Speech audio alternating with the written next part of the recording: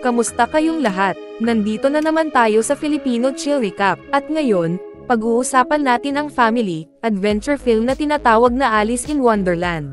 At bago tayo magpatuloy ay isa-shoutout muna natin si Chadarlor Beltran, Neil Montero, Melinda Ajepa, Clark Ian, Wilm Aniel, Dark Nero, Jamil Pagalanan, J.R. Ashahad, Virgin, Blocks Vibe from Laguna, Carla Gemsamonte from Valenzuela City, Dimple Datuwate from Dubai, Don Belly Selakay from Bohol, Princess Beraces from Tanza Cavite, at Zaijan Banta from Tanza Cavite. Maghanda na kayo dahil sa mga spoilers na darating. Isang batang babae ang nakatuklas ng isang lihim na mundo sa ilalim ng lupa sa kanilang bakuran, kung saan nakatadhana siyang iligtas ang mga mahiwagang nilalang at manahin ang isang makapangyarihang espada para talunin ang hukbo ng mga halimaw ng Red Queen. Ngayon ay i-recap natin ang kwento ng pelikulang Alice in Wonderland noong 2010. Isang batang babae na nagngangalang Alice Kingsley ang nagkaroon ng bangungot kung saan siya ay nahulog sa isang madilim na kailaliman na puno ng kakaibang mga nilalang, may ibon, kunhong nakasuot ng jacket, ngumingiting pusa, at isang asol na uod.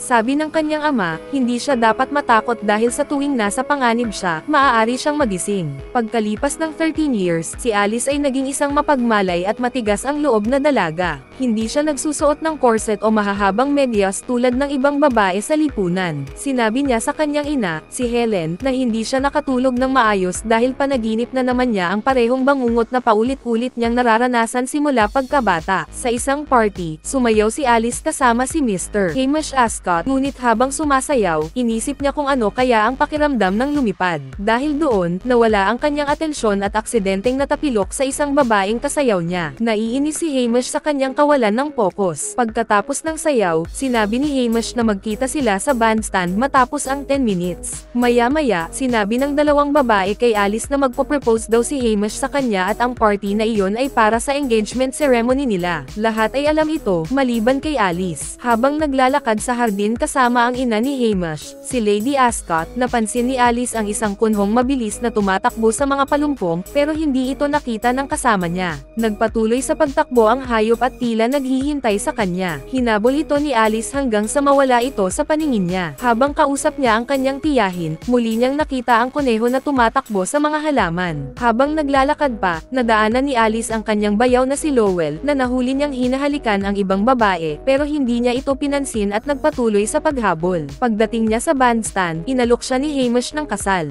Habang nagsasalita ito, napansin ni Alice na may uod sa balikat ni Hamish. Inalis niya ito ng siya mismo, dahilan para madiri ang binata. Tumanggi si Alice sa proposal sa harap ng lahat. Paglingon niya, nakita niyang hawak ng kuneho ang isang orasan habang tumatakbo sa isang daanan sa hardin. Dahil sa paghusisa, sinundan niya ito at tumakbo papunta sa gubat. Dinala siya ng kuneho sa isang malaking puno na may butas sa puno ng ugat. Sinilip ni Alice ang loob pero nadulas siya at tuluyang nahulog sa kailaliman. Habang bumabagsak, nakita niya ang iba't ibang bagay na lumulutang gaya ng piano at lampshade. Pagdating sa dulo, may kama na samalo sa kanya. Pagbangon niya, napansin niyang nasa isang kakaibang silid siya. Sa una, tila nakaupo siya sa kisame, pero bumalik sa normal ang gravity at bumagsak siya sa sahig. Sinubukan niyang buksan ang mga pinto pero lahat ay nakasara. Sa mesa, may nakita siyang susi at sinubukan iyon sa lahat ng kandado pero walang bumukas. Pagtingin niya sa likod ng kurtina, may maliit na pinto roon na bumubukas gamit ang susi, ngunit hindi siya kasya dahil sobrang liit ng daanan. Habang nag-iisip, napansin niyang may bote na biglang lumitaw sa mesa na may nakasulat na, "Drink me." Akala niya panaginip lang ang lahat kaya ininom niya ito. Bigla siyang lumiit at naging kasing liit ng daga, habang ang kanyang damit ay naging sobrang laki. Habang nagbabago ang laki niya, may panibagong damit na lumitaw sa kanyang katawan. Sinubukan niyang buksan muli ang maliit na pinto, pero napagtanto niyang naiwan niya ang susi sa ibabaw ng mesa. Sinubukan ng dalaga na abutin ang susi, pero sobrang taas na ng mesa at hindi niya maabot. Ilang sandali pa, nakakita siya ng isang maliit na kahon na may nakasulat na, "Eat me."